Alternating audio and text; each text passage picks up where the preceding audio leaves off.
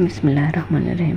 سورہ نور آیت نمبر 58 اور 59 میں اللہ فرماتا ہے، مومنو یا مسلمانوں، تمہارے غلام اور لونڈیاں اور جو بچے تم میں سے سن بلوغت یا باشعور عمر کو نہیں پہنچے، ان کو 3 اوقات میں تم سے لازمی اجازت لینا چاہیے۔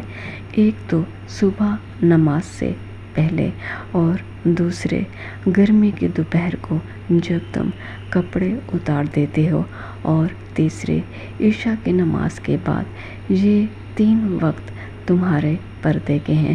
ان کے آگے پیچھے یعنی دوسرے اوقات میں نہ تم پر کچھ گناہ ہے اور نہ ان پر، کہ کام کاج کے لیے ایک دوسرے کے پاس آتے رہتے ہو۔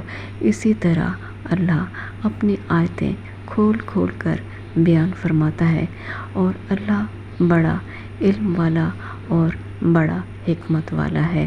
اور جب تمہارے لڑکے بالغ ہو جائیں تو ان کو بھی اسی طرح 3 اوقات میں اجازت لینا لازمی ہے۔